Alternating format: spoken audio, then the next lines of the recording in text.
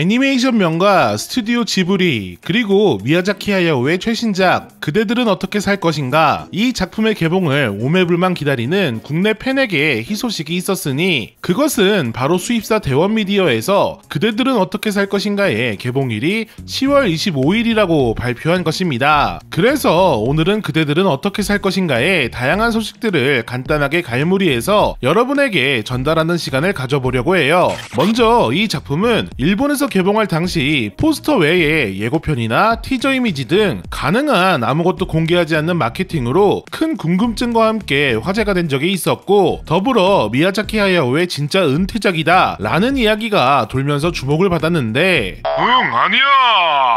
미야자키 하야오가 신작에 대한 다양한 아이디어를 가지고 출근한다는 스즈키 토시오의 인터뷰가 공개되면서 아직 개봉하지 않은 국내와 북미 등에서는 은퇴작이라는 버프는 빠지게 되었죠. 앞서 언급한 최소한의 마케팅은 경영자 스즈키 토시오의 생각이었는데, 이는 더 퍼스트 슬램덩크가 개봉할 당시 최대한 정보를 숨기는 마케팅의 매력을 좋게 봤고, 기존처럼 제작위원회를 구성하게 된다면 외부 자본으로 큰 마케팅을 할 수는 있지만 그만큼 제작사가 버는 돈이 적어지기에 스튜디오가 수익을 최대한 가져가기 위한 전략적인 선택이었다고 합니다. 그리고 그 전략이 성공한 것일까요? 그대들은 어떻게 살 것인가는 일본 현지에서 누적 관객 약 540만 명, 하나로 흥행 수익 약 740억을 벌어들이면서 7년이라는 긴 시간과 작화에 들인 큰 비용을 모두 회수할 수 있었다고 합니다. 사실 이러한 제작위원회를 벗어나려는 움직임은 최근 체인소맨을 제작한 마파도 있었는데, 블루레이 판매의 저조로 적자라는 루머와 달리 오히려 제작사는 수익을 냈다고 말하여 제작위원회 시스템에서 스튜디오가 버는 돈이 얼마나 적었던 것인지 짐작할 수 있었죠. 다시 그대들은 어떻게 살 것인가로 돌아가서 일단 일본 현지에서 보고 온 사람들이나 이번 작품에 대한 업계인들의 코멘트를 보면 지브리 애니메이션의 집대성인 작품이긴 하나 미야자키 하야오의 자전적인 성향이 강하고 상업성보다는 예술영화에 가까운 느낌이라며 내용에 대한 호불호가 꽤 갈리는 상황인데, 그런데도 불구하고 에반게리온 Q 등의 작화 감독인 혼다 타케시가 담당한 작화에 대한 칭찬은 끊이질 않고 있습니다. 또 아무래도 제목 때문에 원작으로 알려진 소설 그대들 어떻게 살 것인가를 미리 봐야 하나 싶은 분들이 꽤 많을 텐데, 들리는 이야기로는 작품의 주제는 유사하나 스토리는 동떨어진 작품이라고 전해지며 예전부터 미야자키 하야오에게 영향을 준 애니메이션사의 가장 중요한 작품 중 하나인 왕과 새라는 작품에 영향이 드러난다고 하니 예습할 때 참고하시면 좋을 것 같습니다. 추가로 9월 21일 스튜디오 지브리가 니온TV에 매각되어 자회사가 되었는데, 스즈키 토시오가 밝히길 자신도 75세, 미야자키 하야오도 82세인 상황에서 후계자에 대한 논의가 끊임없이 이어졌는데, 미야자키 하야오의 아들인 미야자키 고로는 하야오는 물론 고로 자신도 후계자를 맡기에 역량이 부족하다고 생각했었다고 하며, 이것 때문에 협업관계인 니온TV와 협의해 결국 자회사화가 결정된 것이라고 합니다. 과연 이것이 스튜디오 지브리를 확장할지 아니면 판권만 남기고 역사의 뒤로 사라질지, 그대들은 어떻게 살 것인가 이후로 벌어질 스튜디오 지브리의 행보도 궁금해지네요. 자, 이렇게 주목받고 있는 스튜디오 지브리의 그대들은 어떻게 살 것인가, 우리나라에서는 과연 얼마나 흥행할 것인지 10월 25일이 되면 확인해 볼 수 있을 것 같네요.